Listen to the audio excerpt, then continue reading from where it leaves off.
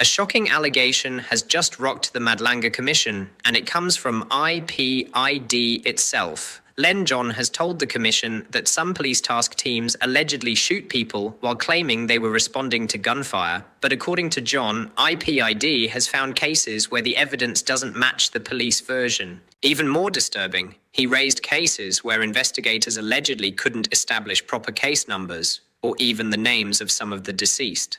And then came the explosive statement, "They go out to kill." Let that sink in. Are these legitimate police operations, or are some people being deliberately targeted? The Madlanga Commission now has to get answers. Who were the people killed? What really happened during these operations? And where is the evidence? Watch closely as we break down Len John's explosive testimony. What do you think? Comment below, like, subscribe, and share this video. Let's keep the police brutality in check. Len John, roll the clip.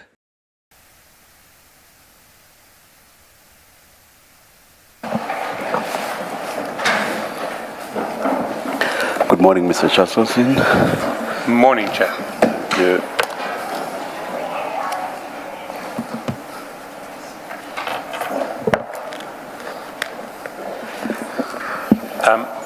Thank you, Chair. Today's witness is Mr. Len Barnabas John. Good morning, Mr. John. Good morning, Commissioner. Will you be swearing or affirming? Swearing, Commissioner. Do you swear that the evidence you're going to give is the truth, the whole truth, nothing but the truth? If so, please raise your right hand and say, "So help me God." So help me God. Thank you. Thank you, Mr. John. I just want to check that you have the same files as me in front of you. So there should be a smallish file called witness statement. That's correct. But I do want to emphasize the point in paragraph 11 that the Commission is not here to investigate extrajudicial killing. Maybe there should be a commission to investigate extrajudicial killing. That's not our terms of reference, but you explain in paragraph 11 why your investigations into the task teams are relevant to our terms of reference. And can you maybe read paragraph 11 and paragraph 12 into the record? Okay. I have been advised that the terms of reference of the Commission do not extend to the investigation of extrajudicial killings by members of the SAPS per se. However, in an environment where a task team of the SAPS is apparently able to escape accountability despite evidence of its repeated involvement in extrajudicial killings of alleged criminals, there is an heightened risk that criminal syndicates will seek corruptly to influence a task team to kill their rivals. There is clear evidence that this risk has materialized in KwaZulu-Natal. By way of illustration, I'll refer in some detail below to the killings of Mr. Bevan Loftus. As I show below, there is at least a prima facie case that at the instance of Mr. Clive Naika, the alleged leader of a drug and towing gang, Lieutenant Colonel Dina Govender deployed the task teams to kill Mr. Bevan Loftus, who was the alleged leader of a rival drug and towing tow truck gang. And can you explain to the Commission how drugs and tow trucks come to be linked? Okay, Commissioner, it's a known factor that certain police officers at the Commission how drugs and tow trucks come to be linked. Okay, Commissioner, it's a known factor that certain police officers at station levels are linked with certain tow truck businesses. We also have identified that with the tow trucks, you'll get police officers who will give jobs to certain tow trucks in order to get you can call it a payment from them, more like an incentive. You call a tow truck and they will pay you like a commission. So police are very much involved in the tow truck industry. They have their friends in the tow truck. They know the tow truck that they can communicate with. And because of that, we see that the tow truck industry has a free rein when it comes to crime, because we believe that the tow truck industry, the tow trucks are used for transporting drugs.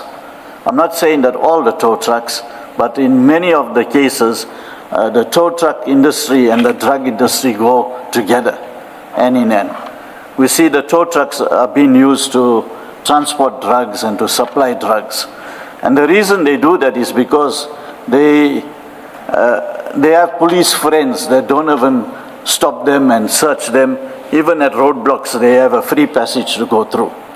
So that is the conclusion that we come to, is that the tow truck industry and the drug industry are actually related to each other. Except perhaps for what may be known amongst the police through conversations, have there been any arrests of tow truck drivers, tow truck owners? In terms of? Have there been, yeah. Yes, there have been arrests, but those arrests are made by the police, because we don't deal with tow truck drivers. Those arrests are made by police. We've also have known cases, and I've got it in known cases of tow truck drivers who due to the taxi turf war, the tow truck turf war and the drug turf war were killed. Okay. All right. Thank you. Mr. John, good morning. You said police at station level give jobs or preference to tow trucks. Do you mean that when there's an accident, they are told that there's an accident scene and their preferred tow truck business people are then given a heads up to go to that scene? What exactly do you mean by police at station level give jobs to tow trucks or their friends in the trucking business? Commissioner, that's exactly what you indicated, is that when there's an accident in a station area, certain policemen have their preference on who to call, which tow truck to call to the scene.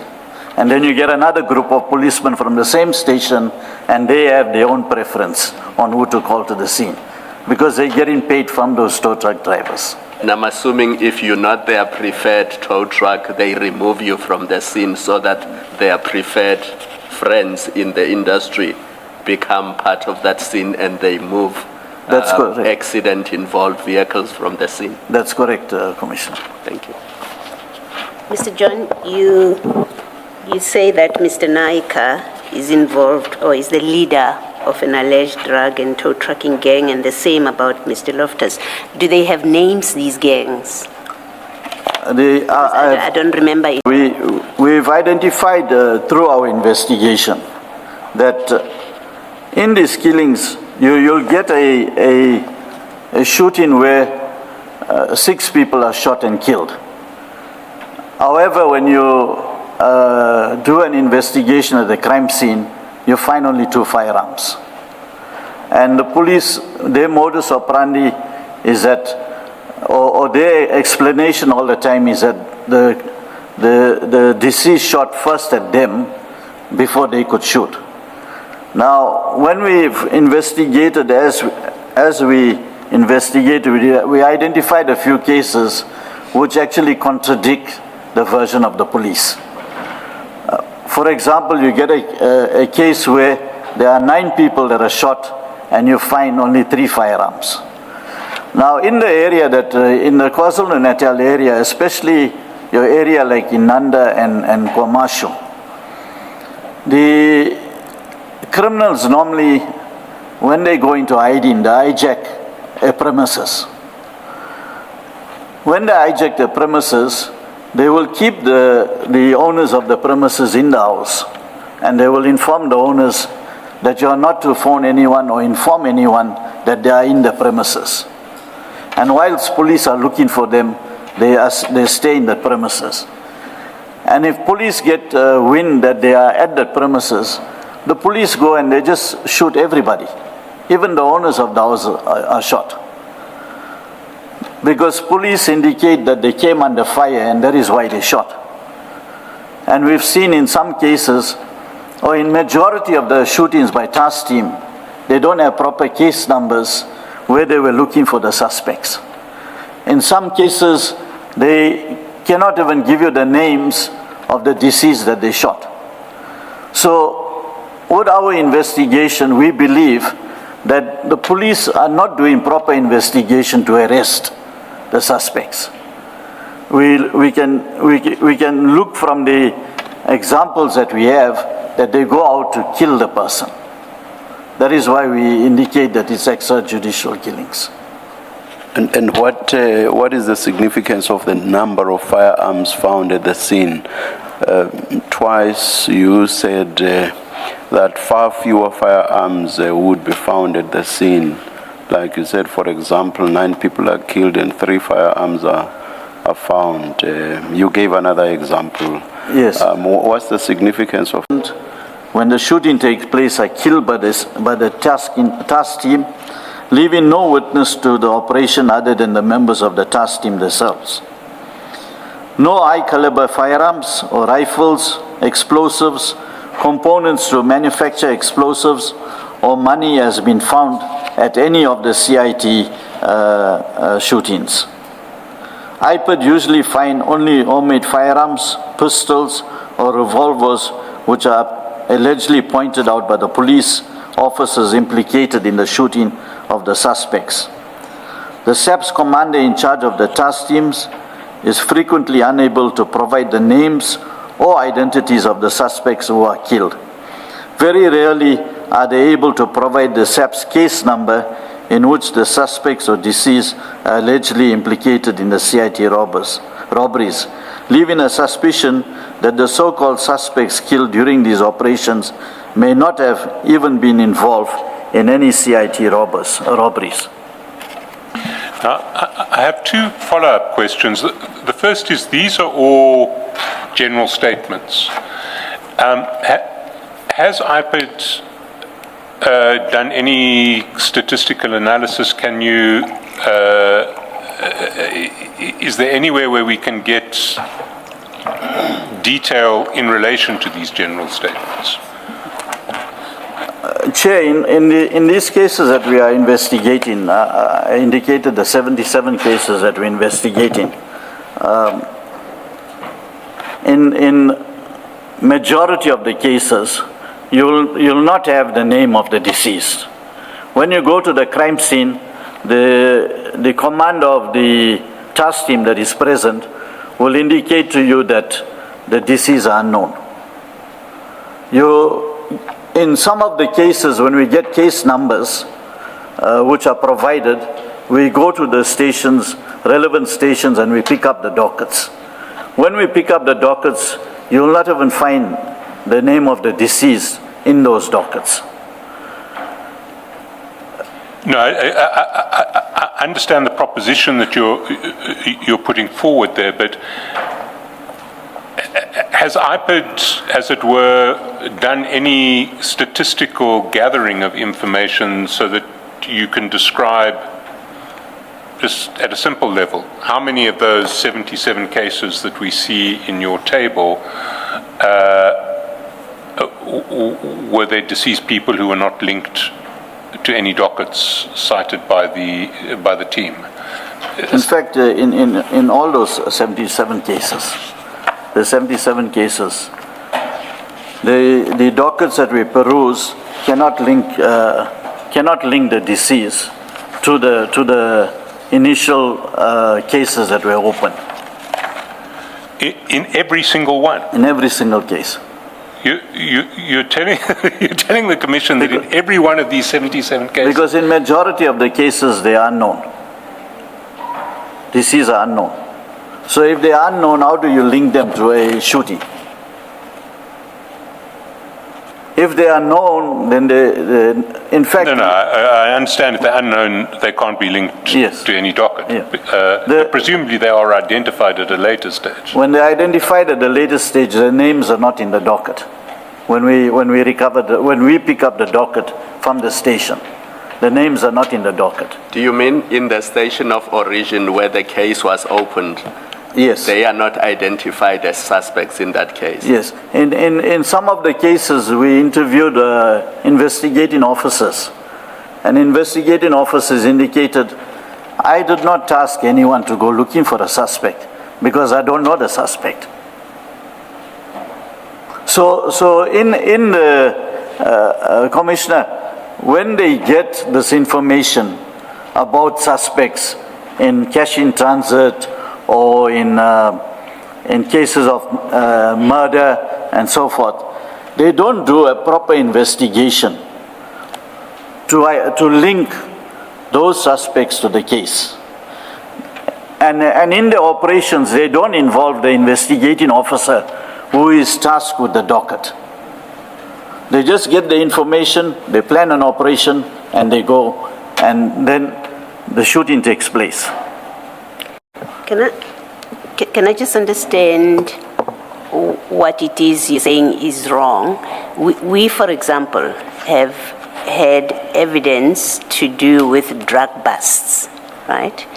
And in what we have had, at least according to the evidence standard, there is no first opportunity to identify a suspect, open a docket, have a name, investigate them. The story is we got a tip-off from crime intelligence officer that there is these drugs at this particular place, and we went and did a bust. So there's obviously no docket at that point when the bust is done, and there's no case number, there's no known suspects. That's correct.